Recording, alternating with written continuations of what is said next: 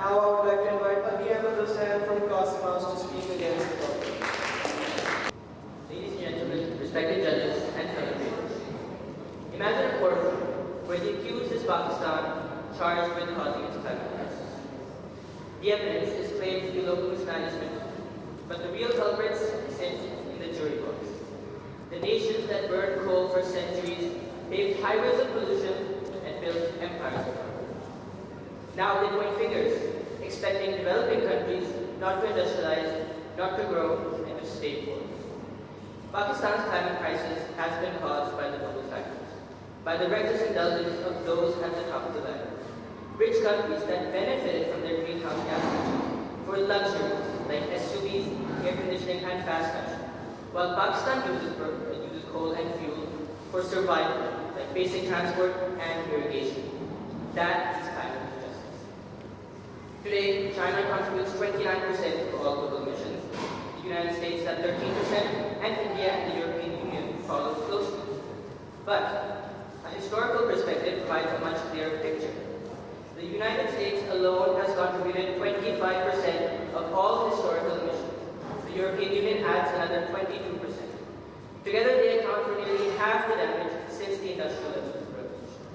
These emissions are causing global warming, fueling disasters worldwide.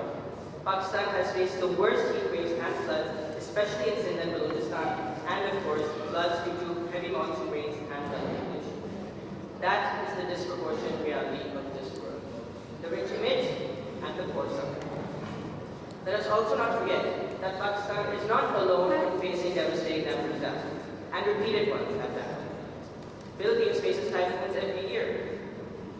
Australia suffers from recurring bushfires and heat waves. Germany suffers from floods every year despite its advanced infrastructure. So how can we blame Pakistan alone? Should we say that it is their government's fault? No. The sheer scale of climate change is so overwhelming that floods and heat waves go beyond what the infrastructure was designed for. Records of temperature and rainfall are broken every year. Also, the mitigation efforts of a single country cannot outweigh the emissions of rich countries. Even if a single country adapts, climate change is global. The temporary relief our government provides in the face of disaster is not failure. It is proof that the storm is bigger than the state.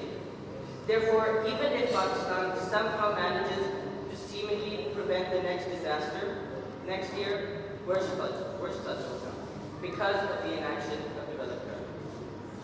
Ladies and gentlemen, are we going to let them off on their carbon emissions while we suffer from them? Are we going to make them not take accountability for their actions by blaming Pakistan alone?